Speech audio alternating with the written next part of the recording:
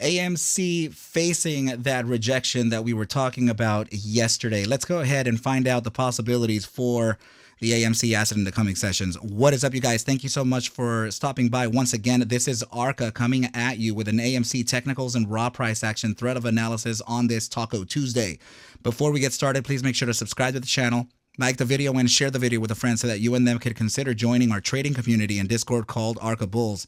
With that said, let's dive right into the charts. Okay, so yes, so we were talking about the potential resistance from this ascending channel, right, you guys? So I did express that we are moving to, in the natural ebb and flow of the markets, right? So we did face that resistance here, and we were able to see that regardless of the earnings being good or bad, that it's just, we're at a resistance. And also it's a pretty powerful resistance at that, because it's test number 1, 2, and 3.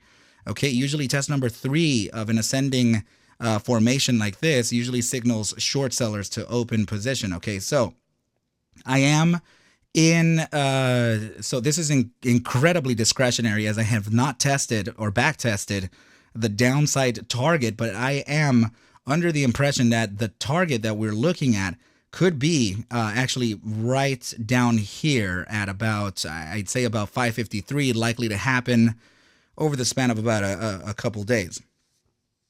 So if that's the case, then we would actually face a pretty nice bounce here towards the upside. I can't say that we're just going to moonshot from there. I'm just saying that we would be trading a trend, within the 12-hour time frame. So I want to just go ahead and touch bases on actually something very curious here, because now that we actually surpassed the resistance of that channel, we can actually now see that the resistance that we faced was actually the resistance from the large broadening descending wedge that we've been riding for some time. Okay, so this is it's very confluent. Okay, we talked about this. We did mention that upon breaking out of this smaller time frame broadening descending wedge, we would likely move to the upside and test this resistance before coming back down and testing the bottom side of this formation, meaning that we would need to validate this newly converted resistance into now a newly converted support before a continuation onto the upside.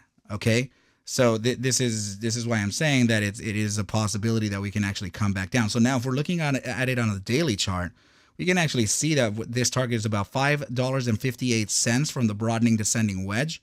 And I'm sorry, let me just go ahead and see if that correlates here. So if we were to continue, yeah, look at that. So it's about 555 here, or 552 or 3, right within this area here. So yes, that there is a very confluent target that we need to look out for.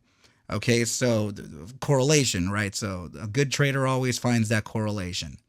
All right, so this is essentially what I'm looking at here. Okay, you guys, so it's I can validate it too, actually. So let's just go ahead and move on to the last part of the analysis, and we're actually just going to see this through the goggles of the RSI, right? So immediate short-term time frame upside, but we have that resistance from the 14-day simple moving average represented by that pink line.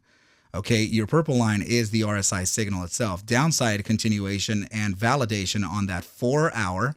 We have that downside continuation too on that 6-hour, which is validating what we're already talking about, right?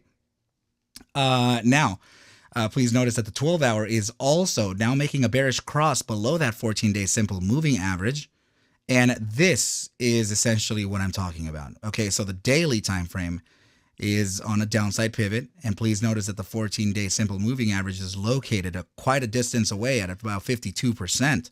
So and this is what I mean by very discretionary as well here. So if I were to just kind of, look at the distance between these two, between this zone, within this zone here, I have reason to believe that it's actually the support top of this broadening descending wedge, and also the channel, right? So it could be right over here. So the distance from here to here could be that, right? Before we actually face a bounce.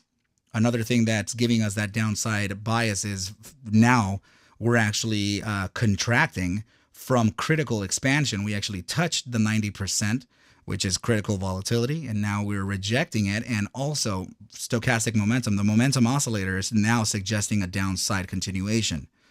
Okay, so this is very likely why this is very likely to continue on to the downside. Okay, of course we're gonna face bounces here and there. This is gonna zigzag, but eventually I do see that target being about 558 before a bounce to the upside.